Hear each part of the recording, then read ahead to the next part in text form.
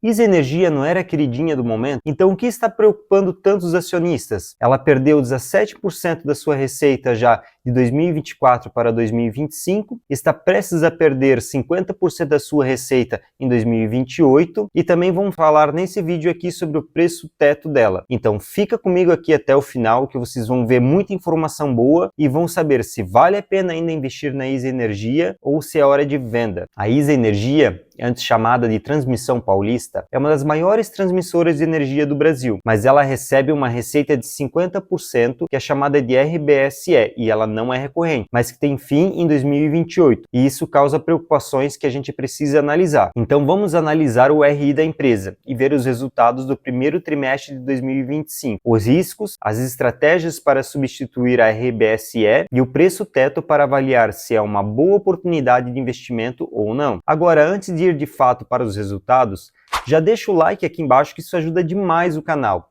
e se inscreve para não perder as próximas análises. Para a gente ler o RI da empresa, a gente vai no Google e digita ISA Energia RI.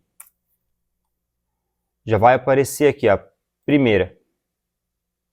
Aí você vai vir aqui em Central de Resultados, Release primeiro trimestre de 2025. A receita líquida foi de 1,1 bilhão, mas 50%, 516 milhões, vem da RBSE, uma receita não recorrente. Os custos operacionais reduziram 5,4%, melhorando a margem. Já o lucro líquido caiu 17,6%. O ROI também deu uma diminuída. No primeiro trimestre de 2025, caiu para 19,4%. Já no primeiro trimestre de 2024, ele era em 25,5%. A dívida líquida, ela aumentou 50%. O CAPEX cresceu 32%, 272 milhões, focado em expansões. Resumindo, os resultados são sólidos, mas a dependência da RBSE é um ponto de atenção. Comenta aqui embaixo se você sabe o que é essa RBSE. Tá, Ismael, mas o que é RBSE? Então, é uma receita judicial que compensa depreciações não pagas entre 2014 e 2016, lá da época da Dilma, totalizando 516 milhões por trimestre. Ela termina em 2028, cortando 1,5 bilhão ao ano da receita. Devido às políticas do governo Dilma, a ISA ela recebia apenas metade do que deveria. Era como trabalhar 12 horas por dia, mas ser pago por apenas 6. Após vencer uma ação judicial em 2017, a empresa passou a receber o atrasado, as 12 horas trabalhadas da receita operacional padrão, mais as 6 horas não pagas anteriormente, que é essa RBSE, equivale a 50% da receita atual. Assim, a receita está inflada, como se recebesse por 18 horas, e o impacto do fim da RBSE em 2028, as 6 horas extras, acabam, e a receita volta ao padrão de 12 horas. Sem o crescimento operacional, lucros, dividendos e cotação de atual 23,42 podem cair. E aí é o ponto de atenção, onde os acionistas estão com medo de perder o lucro e da ação cair. E aí vem o risco também, que é o período de transição entre 2028 e 2029. Pode trazer volatilidade, agravada pelo pico de endividamento que ela vai ter em 2027, que isso é para as reformas ali das suas linhas que ela já tem e de novas concessões, mas ela tem uma boa estratégia para compensar essa perda da RBSE. Então deixa o like aqui se você quer saber, que em troca eu vou explicar direitinho para vocês, e esse like me ajuda muito aqui no canal. Então vamos continuar vendo aqui no Release 2025, descer um pouco mais aqui para baixo, aqui ó, o RAP do ciclo 2024-25. Aqui é a receita que ela teve do ano de 2024 para 2025, Então, vocês podem ver que 33% aqui da concessão paulista, 33% aqui é dessa RBSE, que em 2028 vai cair fora. E só 24% é da concessão paulista, E 27% são de concessões licitadas, 16% aqui que a gente pode ver é o que ela ainda está em construção. Então vocês podem ver que ela vai ter uma grande perca em 2028 da sua receita. E como vocês podem ver, a principal concessão da ISA, que gera 59% da receita, está nas mãos da empresa há décadas, citando sinergia e conhecimento profundo da operação. E segundo o CEO, essa concessão usa transformadores antigos, lá da década de 60, 70, e foram projetados para suportar, por exemplo, 1000 kWh.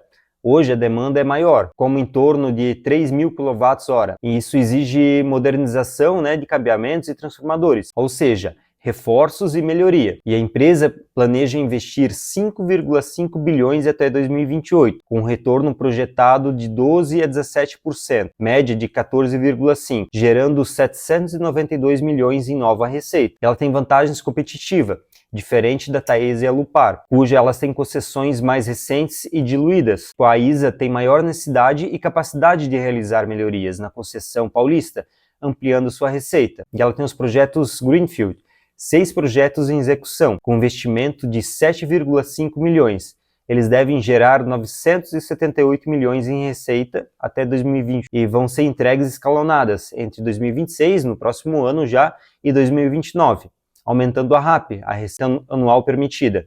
Então, a partir do ano que vem, a gente já vai começar a ter uma receita um pouco maior. Mas a ISA tem um uso estratégico da RBSE. Ela está usando as 6 horas extras ali, que eu mencionei como exemplo, né, da RBSE, que é 1,5 bilhão ao ano, para investir em reforços e melhorias e Greenfield. A meta é que, após 2028, a empresa continue trabalhando as 12 horas, né, que é a receita operacional padrão, e que receba o equivalente a 12 horas mais as 6, então 1,8 bilhão, sem depender da RBSE. E a projeção desses investimentos que ela está fazendo ali devem gerar 1,8 bilhão de receita, superando pela RBSE, que é um aumento de 300 milhões, mais ou menos 10 a 15%. Os dividendos da empresa mantêm um payout de 75% do lucro regulatório, reinvestindo o restante para o crescimento sustentável. Então a gente pode calcular o preço teto com segurança.